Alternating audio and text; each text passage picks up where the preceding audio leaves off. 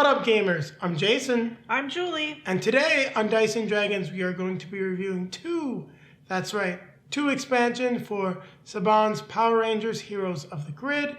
We are going to cover both of the deluxe figure packs, the new one from Phase 2, Mega Goldar, and the original one, Cyclopsis.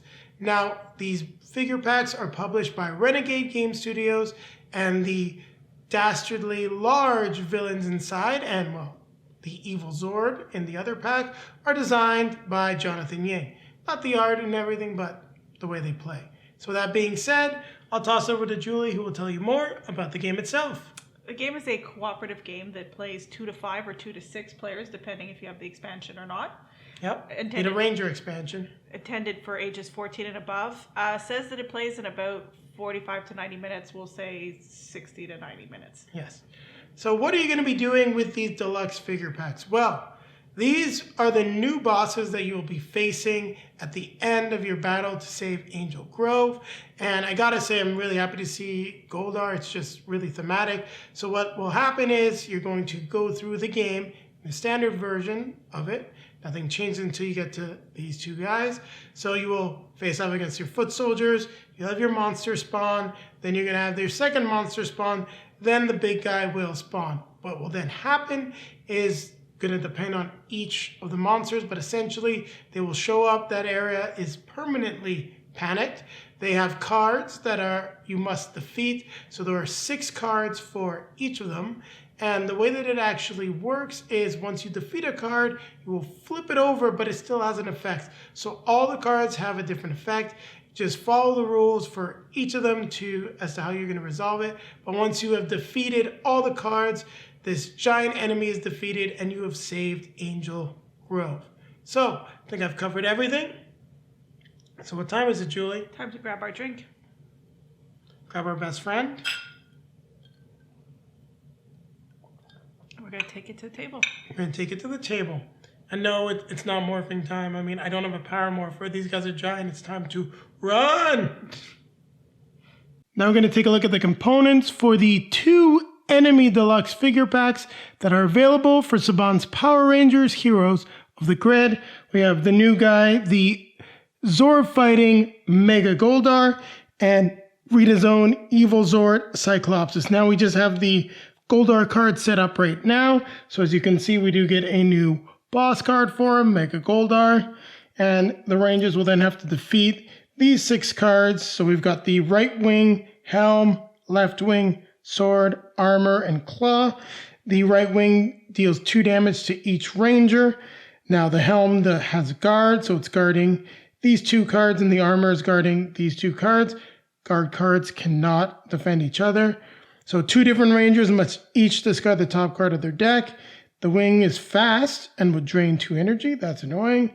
So then we have the sword, deal 5 damage to the lead Ranger. The armor, remove 2 hit tokens from each Mega Goldar card, including this one. And then the last one, the claw, will deal 2 damage to 2 different Rangers. Now, how are we going to use those? Because that sounds like a lot of stuff that doesn't necessarily make sense. Well, we have the rule books right here, which shows you what's included. It explains how to deploy Mega Goldar, just as we see here. Then we get the rules for the components and explains how we're going to need to battle him. So basically what you need to do, the component cards do not resolve in the normal order. Instead, each enemy turn, the lead Ranger chooses one component card that hasn't resolved yet. So, and each time a Ranger attacks Mega Goldar, they will only target 1 card. Once if the Rangers have defeated all 6 component cards. Now, at the end of the battle against Mega Goldar, you do not remove hit tokens from component cards that are still active. So meaning if we beat him once, we have to restart it. We're not going to get rid of any of those hit tokens. So that's the dangerous thing about the armor, is that when it triggers, it will remove 2 hit tokens. So the damage that you've dealt to the cards. So there you have it. That's Mega Goldar. Let's just put his sword in his hand. So there you go. You can see what the figure looks like. Let's take a look at the back. So if you like painting, this guy is definitely large enough with plenty of detail that he could look very cool. I like the texture. We'll place him back down. Now, we'll pick up his cards. Stack them over here. And then we're going to take a look at the figure that came when we first got the game, the original Big Bad Deluxe Figure Cyclopsis. Now, the different thing about Cyclopsis is we also have this enemy attack deck as well, made up of 6 cards. Now, let's take a look at the rules quickly. So we do get another nice component sheet, which discusses the rules for Cyclopsis. So you see what it includes, the enemy cards, the component cards, explains how to deploy them, what are the rules. So each component card has 2 sides, an active side and a defeated side. So as you can see, we've got the different sides of them. So each time a ranger will target 1 card, just like Mega Goldar. He has a 6-card enemy deck, and on each enemy turn in the battle, reveal the top card of his enemy deck and carry out its effect. So Cyclopsis will always take 4 turns in battle, so he may play additional cards due to some of his special abilities.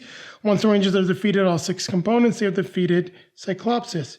So you'll see there's different things that happen. So the head means we cannot use Zord abilities at the end of each battle. So the game fully expects us to be fighting Cyclopsis over multiple rounds. Now, we'll just take a look at his cards here. I left him off camera. Let's see what these cards can potentially do to the Rangers. So deal 3 damage to the lead Ranger. We got 2 of those. Drain 1 energy, deal 4 damage, divided among the Rangers as they choose. That's not overly difficult. Now let's take a look at the last 3. We have another Missile Barrage, and we have Devastating Strike and Arc Lightning. So deal 3 damage, increase this damage by 1 for each defeated Cyclopsis component card. That's annoying. And deal 2 damage to each Ranger. And of course, you can see it right there. I'll just place this down for the moment. We have his boss card, so we do get the card. And there you have it. You've now seen the components for these 2 deluxe figures for Saban's Power Rangers Heroes of the Grid. Julie and I will now be coming back at you with a review of these 2 enemy expansions. The deluxe figure packs for Saban's Power Rangers Heroes of the Grid. What did you think of them? Well, I thought it was different that there's those 6 cards. It definitely plays differently because they do happen sequentially, but it's still a little strange that they all kind of act anyways. Yeah, it's a little different between the 2 of them. So the way Goldar works is that he's got fast cards that have to be resolved first. He will resolve all of his cards during a combat sequence, whereas with Cyclopsis, he will only take 4 turns, but his card will resolve, but he also has a draw card that will do some damage to you. Yeah. So they definitely do play differently. They're definitely impressive. I wouldn't even call them minis. They're impressive figures. They take up a lot of space on the board. It definitely makes them imposing. But yeah, that made it very different, and I thought that was interesting, and I was looking forward to trying to play against them. I definitely think Cyclopsis was harder to play against than Mega Goldar. Yeah, and I don't disagree, and it makes sense because also if you go back to the show, Goldar, like he grew to a large size a few times. He fought the Rangers, then he was always one of those constant enemies that showed up. So he should be a little less challenging than Cyclopsis, who was like the ultimate war Zord, like the bad Zord that was just going to destroy the world. And the fact of the matter is that you've got abilities for Cyclopsis as well as a deck, which I felt just made him a lot more challenging. It's not just that we have to worry about what's going to trigger on his card. Something's going to come out of the deck that we got to defend against.